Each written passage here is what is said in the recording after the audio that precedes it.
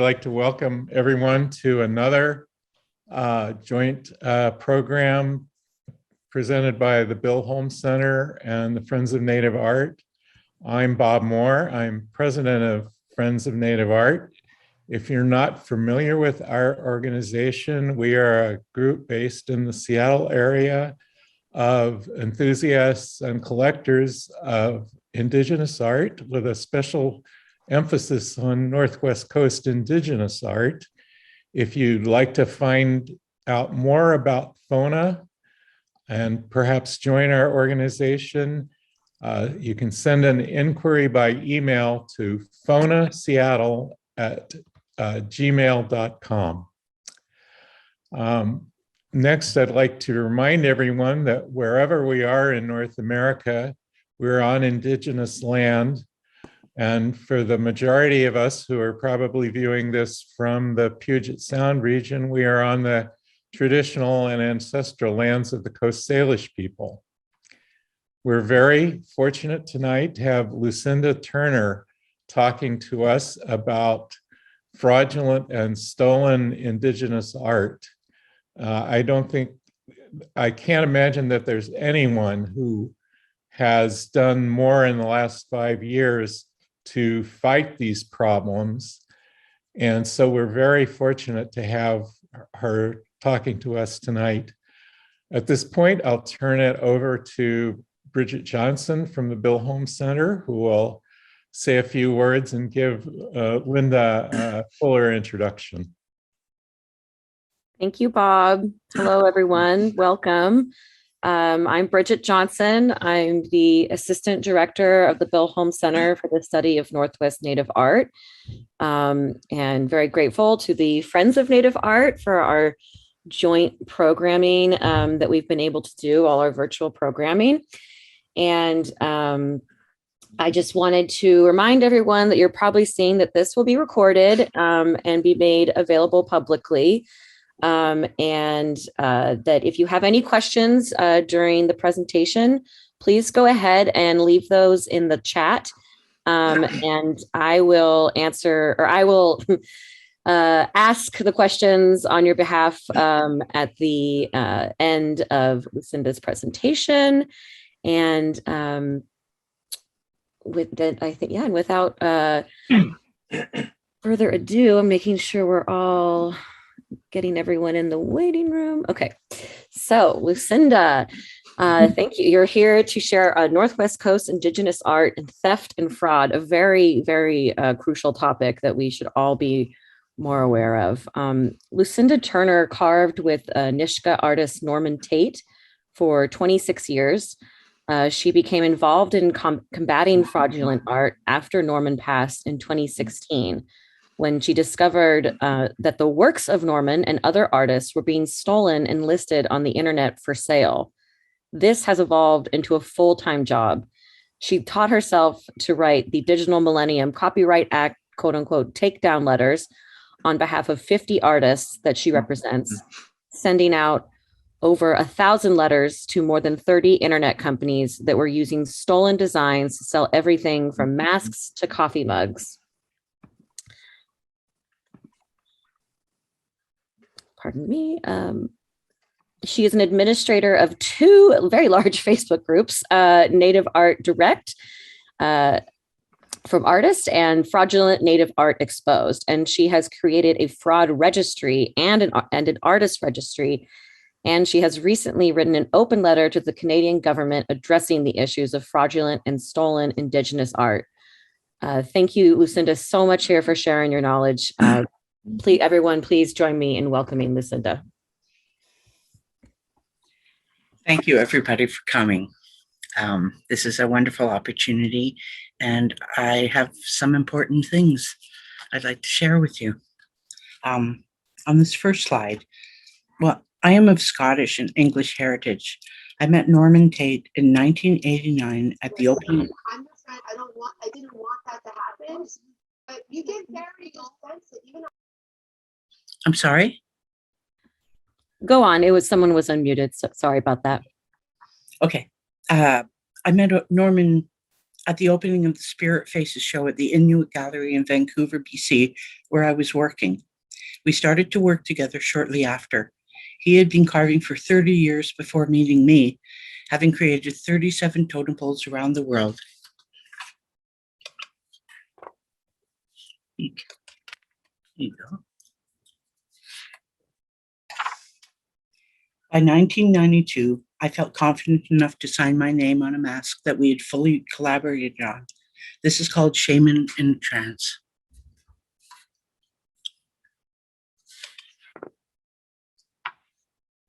The Black Swan is one of my favorite pieces. We carved this for the opening of our gallery in West Vancouver. I carved most of it on the beach. It's made from 3 pieces of alder and is blackwashed. We affectionately called this carving Lucy. After me, I guess. This is Norman and I at the 1995 opening of Lipschak Gallery, House of the Mischievous Man in West Vancouver.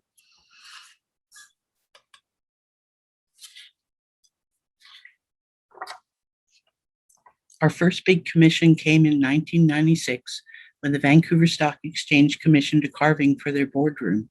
Simugat Alithat, Heart of the People, would also be included in their annual report along with posters.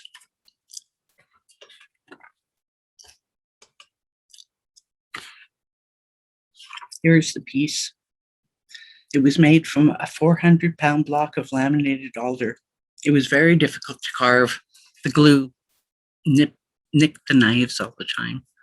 Norman always took my knives out and sharpened them for me.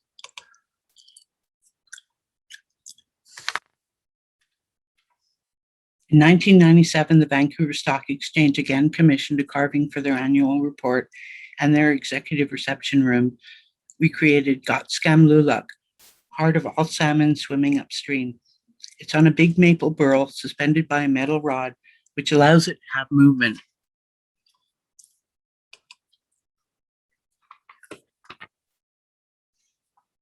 This is an eagle frontlet, a bronze edition of 12 we did in 1999. It was our first bronze, and it sold out in a week.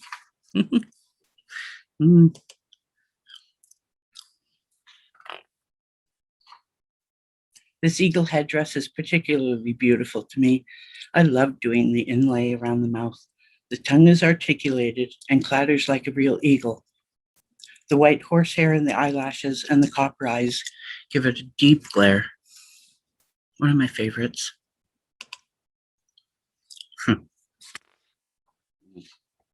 This is a picture of Norman and I carving a totem pole at the PNE, the Pacific National Exhibition in Vancouver in 1998. It was a private commission. The pole was 28 feet high and 4 feet thick at the base and was from a reclaimed log.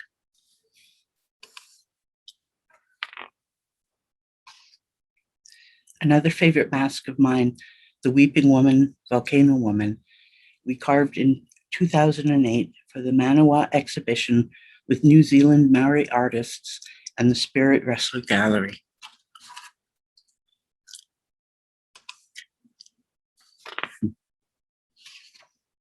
This is a picture of our gallery in West Vancouver.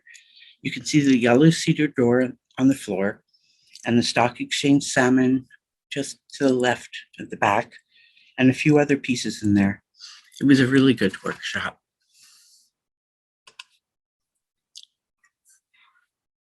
Couldn't resist. This is one of my own pieces, the hummingbird bowl that I made for my mother in 1992.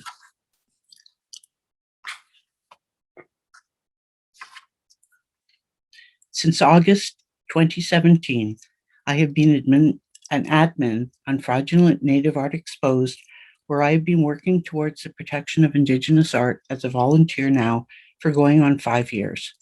In August 2021, I started the Facebook group Native Art Direct from Artists to help showcase and promote Indigenous art.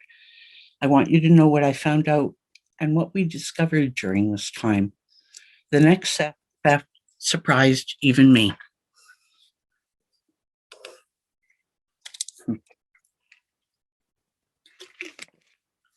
Yeah, take a good look. This is our mask that we made in 2008. Can you believe what they've done to this?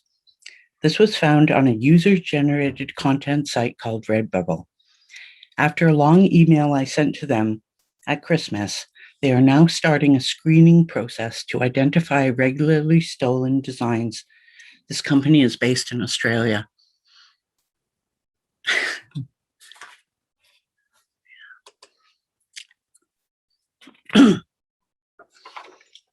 Roy Henry Vickers is one who gets copied a lot as well. Again, Redbubble, a user-generated content site. These sales platforms offer over 95 different products with the image on it, from teacups to tank tops, miniskirts included.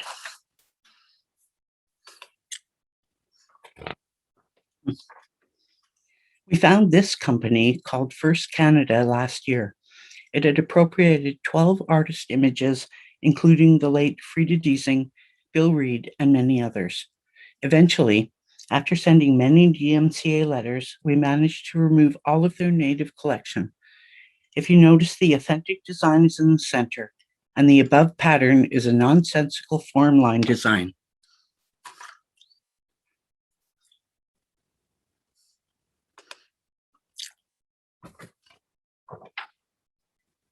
This design was found recently on a company called powwow.com. They had thousands of images. It took forever to go through, but I found quite a bit. They've responded immediately when sent a letter on this, but have not responded for the bedspreads I have requested they remove from their inventory. What do you do when they don't respond to a DMCA letter? I need to know.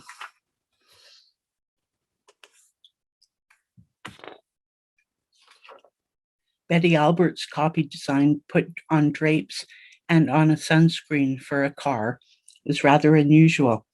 Again, this is from powwow.com, which originates out of Tennessee, from what I can gather. They removed this when requested.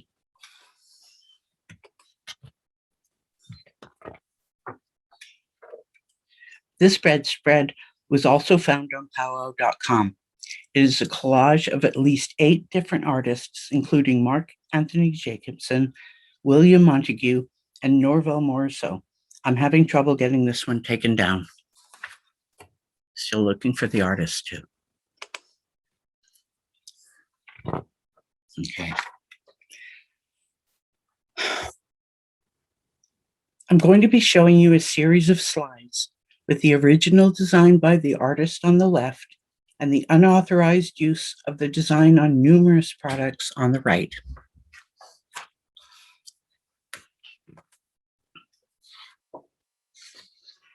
In May 2021, 215 unmarked graves were discovered at the Kamloops Residential School in British Columbia, and Orange Shirt Day took on a new meaning.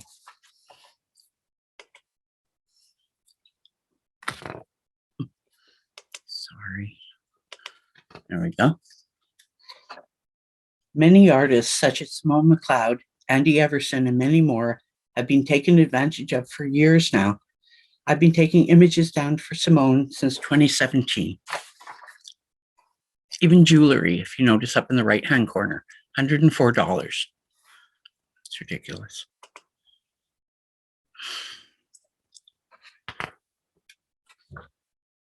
For almost 100 years, ending in 1998, attendance at one of 136 residential schools created exclusively for Indigenous children was mandatory.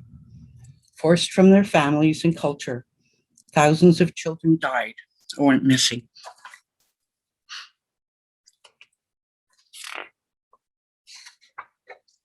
Orange shirt designs were originally created in 2013 and are worn on September 30th to remember and honor those who suffered and to raise funds for the over 100,000 plus survivors of these schools.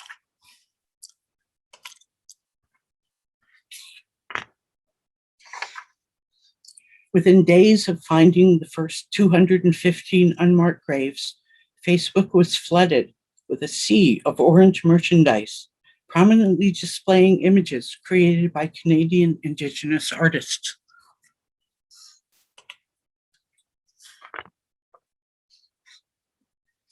Our Facebook group, Fraudulent Native Art Exposed, discovered that the majority of the images had been used without the artist's permission or knowledge.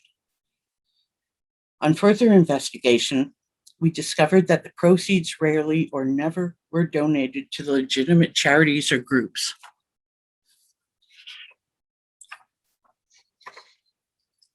These scams were clearly aimed at exploiting the grief felt in British Columbia and around the world. The situation with the Freedom Convoy truckers in February demonstrates this. The truckers decided to take the name Every Child Matters and to do a school walkout. From the time it was announced on February 12th, it took 12 hours for the stolen shirt designs to start appearing on the sales platforms.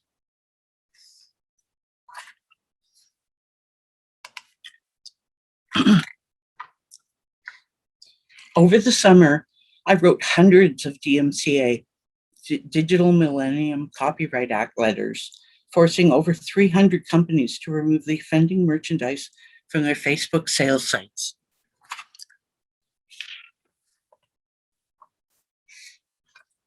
I represent over 37 Indigenous artists in regards to copyright, and my DMCA letters have been effective 98% of the time. Note on this slide here, if you look at the cap, you can see Carrie Newman's signature, unauthorized.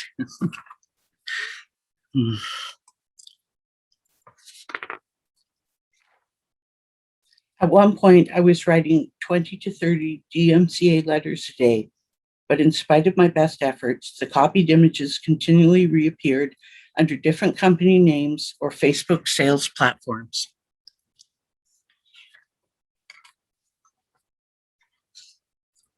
Prior to the discovery of the graves and Kamloops, I had taken down over 400 products, but this was different.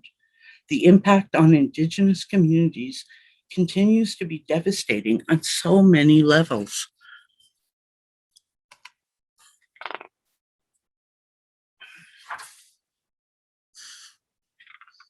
No words.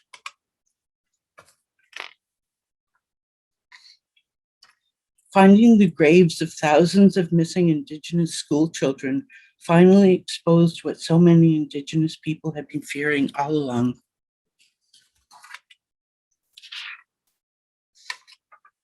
Some companies put hundreds of products with the same image on them, page after page. I was finding over time they were hiding the stolen designs at the end of their sales platforms.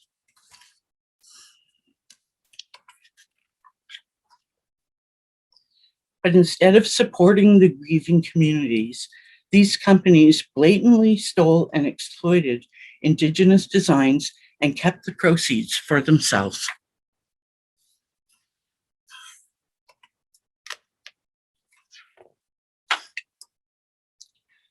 The public were duped into believing that they were helping residential school and missing and murdered Indigenous women and girls, survivors, but the money never reached them.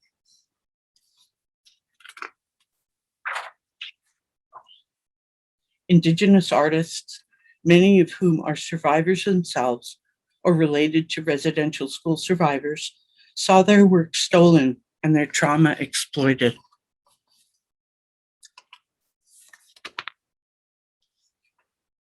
For Indigenous people, nothing has changed and there appears to be no end.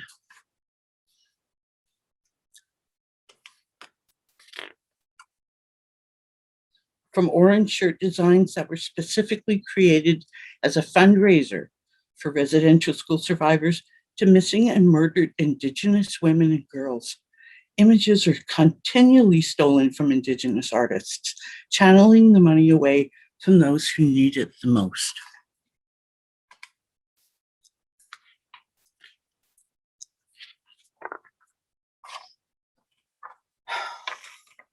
It is not right for people to profit off of this pain. I don't believe companies should be allowed to prey on others' emotions to pad their own pockets.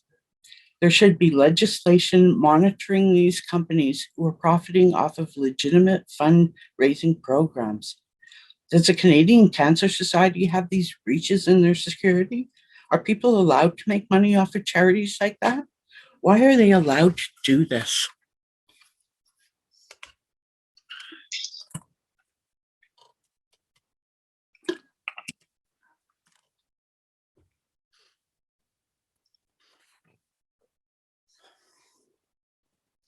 Now let's talk about overseas imports and the dangers of what happens when they get resold and put back on the market without any provenance. They end up in galleries, they end up in personal private collections, and they end up in museums around the world as authentic Indigenous art. How can we monitor this? I still believe stopping all Native-inspired imports from outside Canada, whether wood or stolen designs on various products, must be enacted by our government.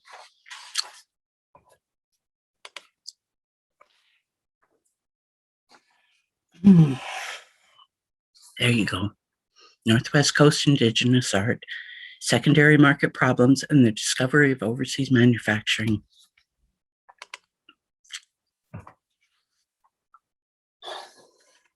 In this presentation, I'm going to show you side-by-side comparisons of original and copied masks. This is Norman's Medicine Beaver, 1989, the year I met him.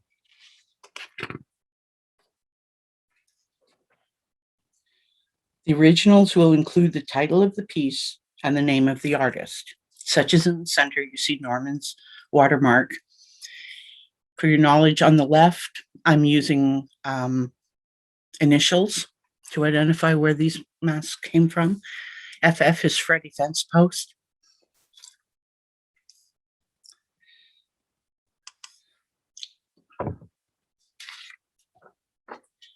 The fakes are labeled overseas imports and are made with wood indigenous to Indonesia. I'll try not to go too quick, I'm sorry. I have a lot to get through.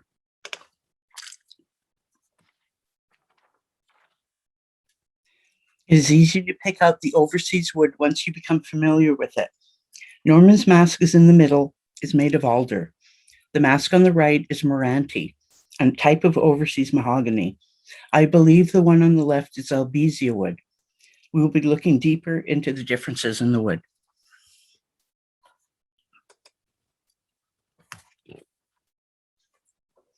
I was working at the Inuit Gallery in Vancouver, BC in 1989 when the Spirit Faces exhibition opened.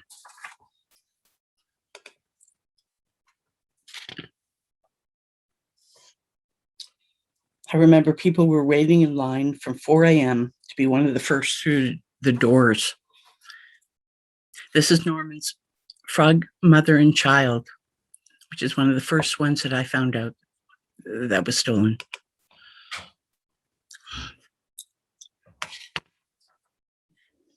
After the show, Gary Wyatt from the Inuit and Spirit Wrestler wrote 2 books, Spirit Faces and Mythic Beings, which I think are still the best to showcase contemporary Northwest Coast art. In this slide, you've got 2 Freddie Fence posts on the right, and this one on the left, we found in a gallery being sold as authentic. The gallery was appalled and whipped it down right away.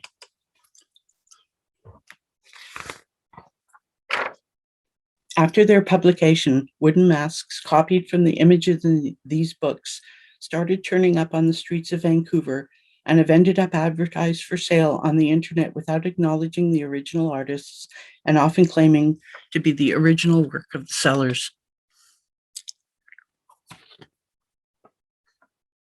A year after Norman's death in 2016, I received a message from a Facebook friend that Norman's Medicine Beaver and Frog Mother and Child masks had been copied and were listed for sale. I was devastated.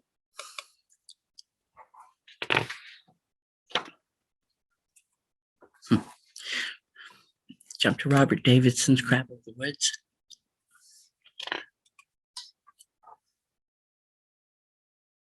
And the wholesale copy available online now for $165. AG means Artie George. I started searching the internet and discovered that Gary Wyatt's books had been sent to the Philippines and Bali where talented Indigenous carvers recreated the masks, which were then shipped to Canada. One bill of lading claimed to contain 500,000 kilograms of wooden totems and masks in a single shipping container. We found 4 of these bills of lading.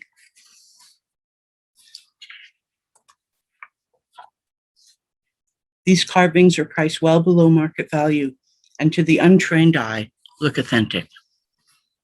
Well, maybe not that one, but some of them do. This one.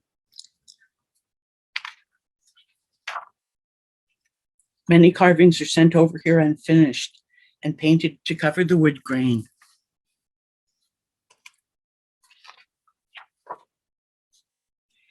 Many. Robert Jackson's Prince of Frauds. Beautiful mask. In relation to these fraudulent masks, we discovered that 17 artist mask designs had been stolen from spirit faces and 22 images reproduced, including works by Norman Tate, Bill Reed, Robert Davidson, Dempsey Bob, Glenn Talio, and Terry Starr.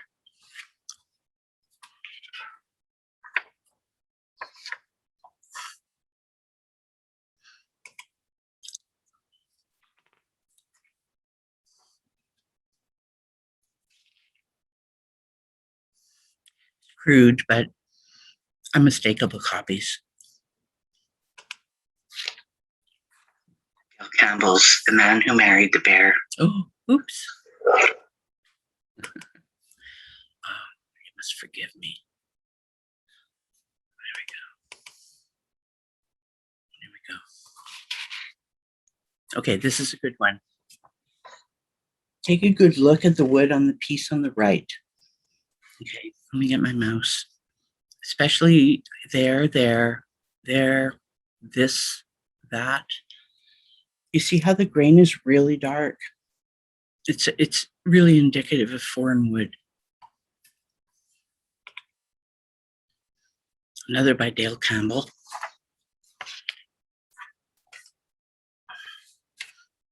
Okay. This particular piece is available online for between $210 to $935. And the guarantee on the website is that they can be sold wholesale and they will be shipped within a week. Hundreds of items. This is version 2, $210 to $935. The unmistakable Ron Tellick, Keeper of Drowned Souls. I remember being there at the show when you brought that in. Now, nobody can tell me that's an accidental mistake. Okay, I will linger.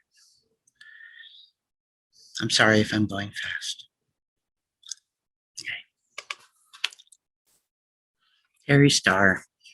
Terry was one of the first people to be a victim of Freddie Fence Post, actually, and it's a sore point. It hurts the community. This kind of thing. Here it is on the left. This piece, and here's a copy, which is available wholesale from between $112 and $165. Here's another piece of his, Eagle Transforming into Frog. This was one of the first ones to get copied as well. There's version 1.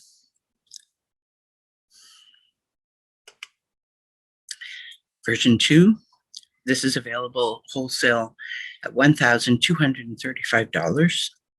Terry's is in the middle. And random overseas import we found online, probably Freddie. Bodek. Beautiful mask, love this one.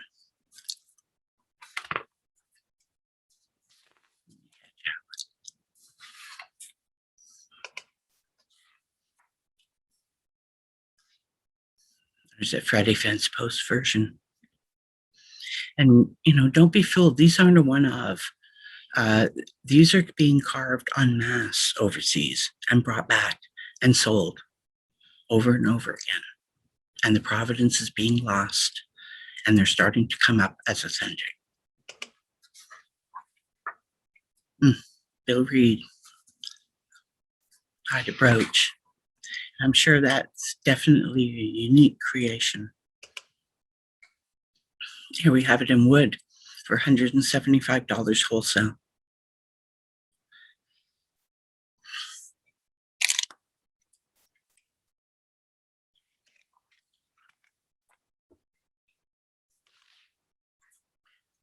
Bill Reed again, Dogfish Woman. I'm sure everybody's familiar with this piece. Here's some more. Both Freddie Fence Post, and I believe it's this one, as you'll see later, ended up in a reputable gallery being sold as authentic. Bill Reed again, Warrior Mask.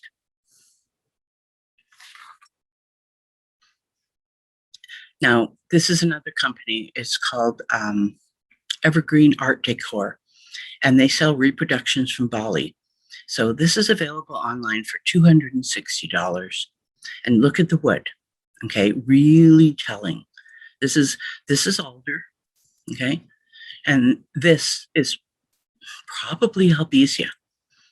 I need to speak with the wood expert soon, but it's really indicative of a foreign wood. It's really suspicious, and watch out for it.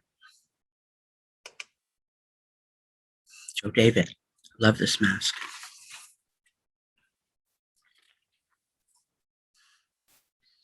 I heard a story Gary told me that Joe came into the gallery with this mask in his hand and asked Gary what was up, and that was the first I'd heard of Freddie Fence Post, and it was a long time ago. McNeil's wind mask was in Mythic Beings. Really unique mask. Here's version 1.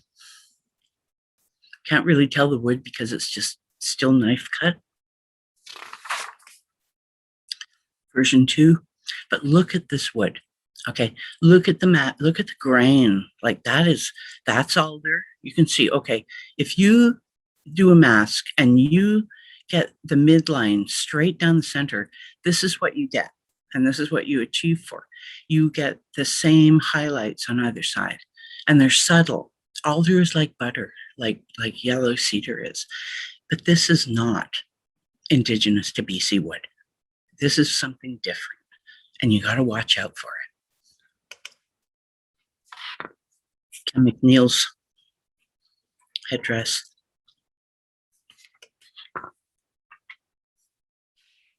Version 1 on the left, and version 2 is available for the cheap price of $1,155 wholesale, guaranteed to be shipped in a week.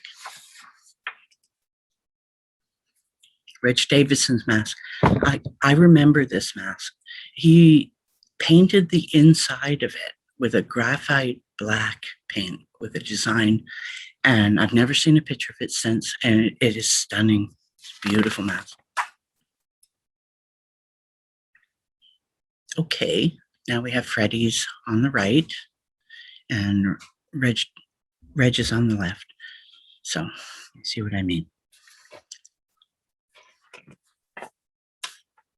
Another Reg Davidson mask. It's found on the internet, recently identified. So we have an overseas import here.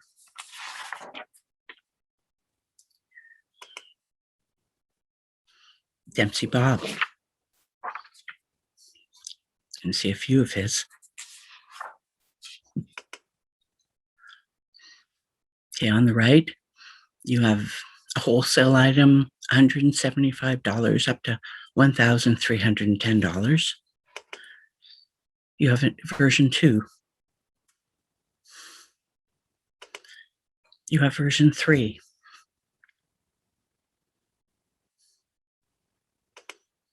You have version 4.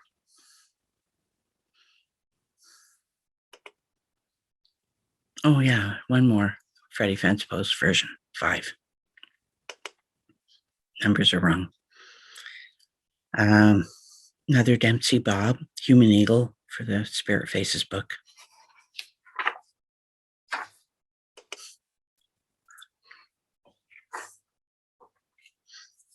Version 1 available, over $1,000. Version 2, same thing. No regulations. These are overseas pieces. This is another overseas piece found on the internet, but the back, this is what you need to look for. You see this, the scoop out, I'm sure many of our viewers right now know that what a back of a authentic indigenously carved mask looks like, and it does not look like this. The grain, for one, does not look like this, and the scoop, as you'll see as we go on, it'll be more. Don Yeoman's mask. It's had a little bit of an interesting journey. Thunderbird Spirit, made for the Spirit Faces book. One of the companies that are doing reproductions from overseas right now is called Ampac. And this one's available online now for about $100. Don Yeoman's in the center. And the version on the right, I found that one on eBay. And it said it was, numerous places I found it. It's being sold out of the website. Let's see. I found one of them categorized on eBay as authentic, made, and it said it was made by a Chippewa artist coming out of a Wyoming estate sale. Now, anything coming out of an estate sale from Wyoming is suspect right off the bat, but I've seen this one a few times. And Tom Patterson, he's one of the first artists to have been taken advantage of. On the right is a reproduction from Bali from Evergreen Art Decor. They do not listen to DMCA letters. I've sent numerous ones there. It's available online for $260.83. Here's another one. This is from Ampac, available for $100. Tom's on the right, left. And this one I found on eBay, and it was sold as authentic, and it was distressed to look antique. But yes, it was categorized as authentic on eBay, as many, many, many of them are. David Robert Boxley's warrior mask. Here's a good example of the wood that we found on the internet. Again, I'm sure you're starting to see a pattern here. You've got these weird grains. Here's alder, okay? I think this is a form of Albesia. Tony Hunt Jr., his moon mask. There's two versions, both from Ampac. Larger version for $100. Smaller version for $15.99.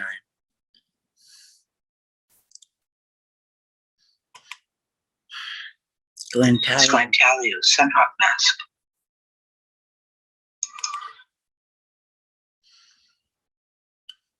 This one on Ampac isn't available anymore, but I had the picture.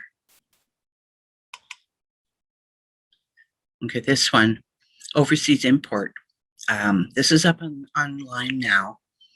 And it's Meranti, it's mahogany. So this is what mahogany looks like. It's dark, it's pitted, it's got, some grain in it, and it is heavy, heavy, heavy. And the way Fence Post does it, he has very thick borders, this weird shelf in the middle, and, there's a little bit of eye and mouth and nose movement, but once you see a bunch of them, they're really obvious. And this is a stylized F, which will come into play a little later. This one, this woman contacted me on Messenger, and she was quite disturbed. She had been told she had a fraudulent piece, and she was really upset about it. And when I saw the back, and I yeah, it's a fence post. She thought it was authentic. And on the back, okay, here, I don't know how well you can see this. Here's a stylized F in 2003. But on the same mask, it says, Killer Whale Thunderbird. Ben Housty, who's another Native artist, he worked with Bill Reed. 2005 date on that. So, I don't know. Charles Edenshaw. No respect, right? Warrior mask. Is being sold online now for $108.58. I'll linger here for a sec. This is a museum piece.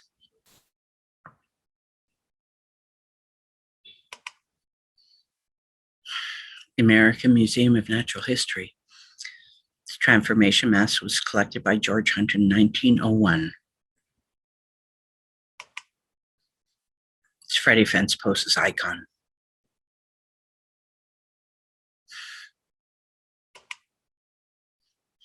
Seattle Art Museum, Box of Daylight. Beautiful little piece. Freddie Fence Post version. He says he carves it all himself. I have at least 100 masks that are not identified yet that I have on file. British Museum, Beaver Rattle. And the rest. And the rest.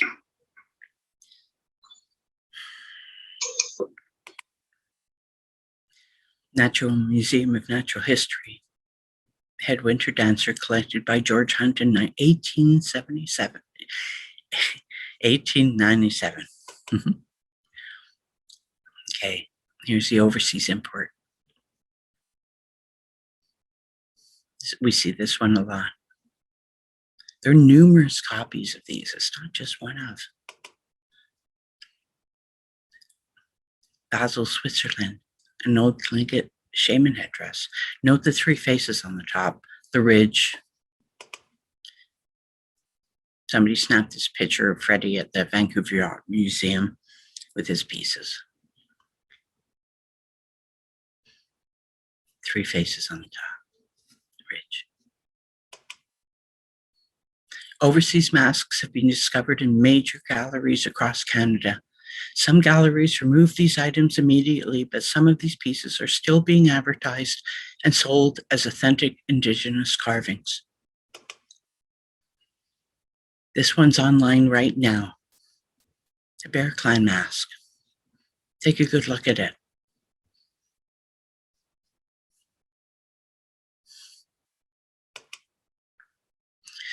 Here's another view. It even looks like it's alder. Okay, watch this. Here we go. Okay, look at this mask. Really similar, right? Here's another mask, back, Henry Reese's. Look at what that placement is. And over here, that's where Freddie Fence Post signed it. Look at the grain. The grain's the same.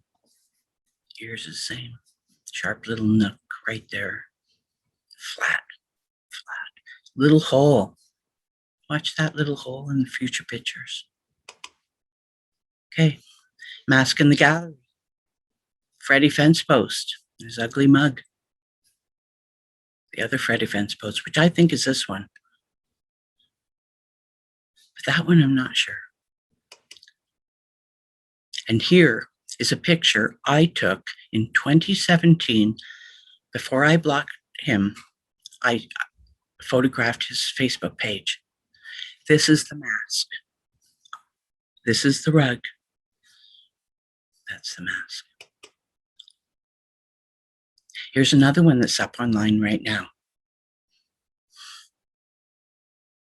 Henry Reese. That's Freddie Fence Post.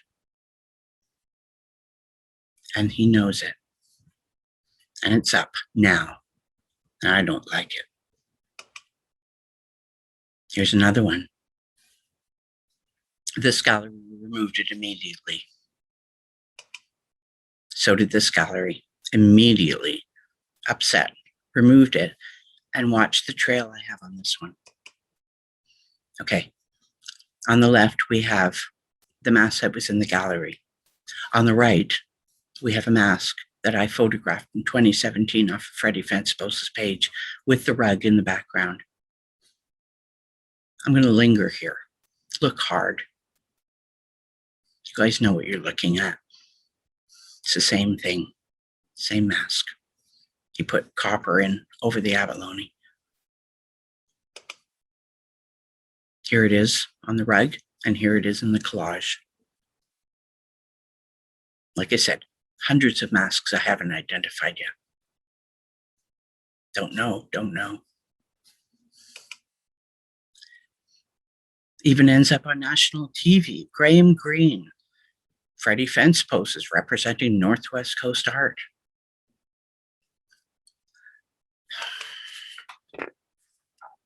Sold on the streets, Vancouver. Sorry, it really bugs me.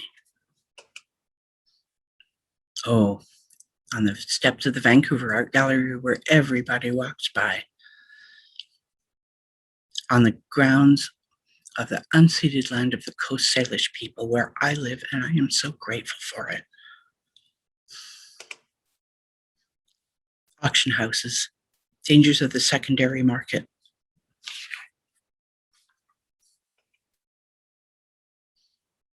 Okay, these two pieces are from Evergreen Art Decor. It's one piece, actually. They say it's a reproduction and they sell it for $414, but they also sell it unfinished. Okay, so you can buy this unfinished. Gets into the hands of people, they paint it, and off it goes into the auction houses, sold as authentic until one of our members contacts them and tells them that it's not. Waddington's. Here's another one, Freddie Fencepose, Native Art Auction. This can't keep happening. A book. In the Spirit of Mother Earth, Nature and Native American Art by J. Smith. This piece on the right, let's go to the piece on the right. It's a reproduction from Evergreen Art Decor, $234. Piece on the left you'd think would be authentic Indigenous, but okay, Donald Smith is adopted, but he's still not authentic Indigenous, and I am still searching this piece, which I know is in a museum somewhere. So these are both copies. This one is particularly galling. This is out of the Florida International University, 2010. Spiritual Healing, Shamans of the Northwest Coast. Shamans of the Northwest Coast brings a significant group of historic and contemporary objects together as works of art within a cultural context. These pieces on display span a century of great change. One of the more recent changes concerning museums is the collaboration between museums and Indigenous artists to display their artwork. So we have an overseas carving on the cover. And we have an overseas carving on the first page where we're reflecting on museums and Native American art. What is it saying? Okay, here's just a few random pictures of different pieces that I found on the net. See how thick this is and how machined that looks. Okay, that's exactly what it is, a machined overseas piece. Same thing here. This is another transformation mask, but look at it. It's bulky, it's cut out by a saw. It looks like it's got paper inside it for design. It's tacky. This one too.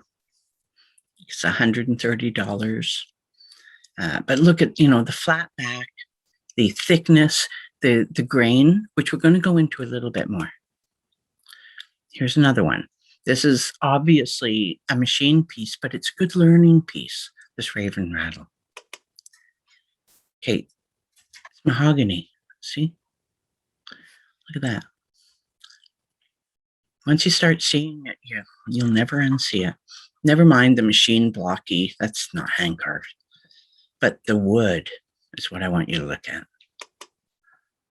Okay, again here. It's really hard with these pictures. They're really hard to get a good one. But you can see the little tiny sort of pores in the unpainted wood. They really like to paint the pieces because it covers the wood. So where you can see raw wood, or even not, because still you can see the pores through this, right? You know, even up there in the white of the eye and down here, that you don't see that in a different mask. Here's another. Okay, look at that. You know, you can't unsee that. All those pores. Okay, here's some alder. Okay, this is one of Norman's masks, and look at it. It's beautiful and buttery and no pores. There's a close-up of Frog Mother, alder, close-up of a moon, alder, alder, alder. So that's what alder looks like, you know, no pores. Here, courtesy of Ron Tellick, we have some red cedar. It's just such a great shot. I restored his mask. And you can see the red cedar has big, wide grains. Some, you know, the old growth, of course, is closer, but, and interestingly enough, when you're carving this, the light grain is soft and the hard grain is hard, soft, hard. And it sort of jumps. So you can see that.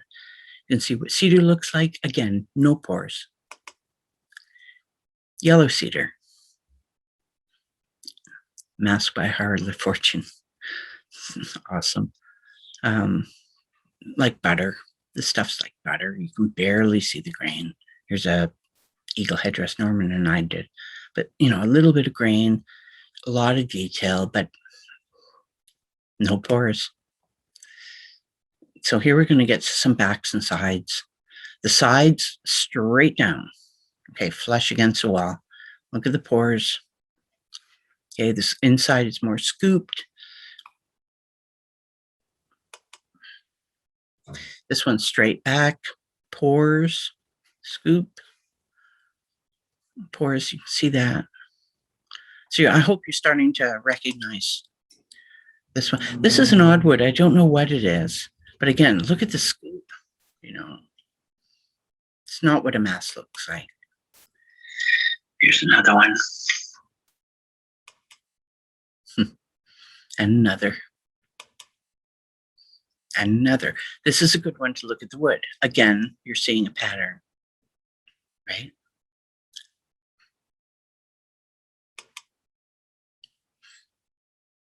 Cheap little scoop one. But they're still on eBay and Craigslist and listed under authentic Indigenous ceremonial objects. You know, there's no control there. There's no monitoring there. Okay, here's my mask that I was donated by a Facebook friend. And you see how flat it is in the back, flush against the wall. And it weighs a ton. Totally heavy. And this is another mask, again, back. So you can see how thick it is. Scoop, things to watch for. That's all. Okay, now we get into a couple of other little fraud things that we found. So Suprife, Funpinpin, Mexiev, Calmany, Gladinus, Amorexus, Fistafi, Esmeroke, and other new languages. These companies advertised a handmade product. This is an elegant hand-carved and painted yellow cedar, eagle, and salmon wall carving by a shop member and First Nations artist. Each plaque is carved to order. So, Cody Matthias, this is his original plaque that he was selling in a reputable gallery site. Beautiful thing. On the left is a picture from the advertisement, all originating from one company called Fun Pimpin, Chinese company. I did a lot of research on this thing. So here's the ad, and this is what you get, and this is what they say. Oh, it's in yellow. It shouldn't be. Darn. Okay, sorry. Bear with me. It's an elegant hand-carved and painted yellow cedar eagle and salmon wall carving by a shop member and First Nation artist. This is the ad on the left. This is what you get on the right. It is a glued picture of the piece on a 1/4-inch foam board. And it happened to a lot of artists. Here's one slide. Okay, Sean Karp's, his ancestor figure, is down here. For, and they're not cheap, $40 a shot, but they are promising you a hand-carved piece, regardless whether they're stolen or not. Lawrence Scow is a paddle. Sean Karp's had 2 pieces stolen. Here's the ad.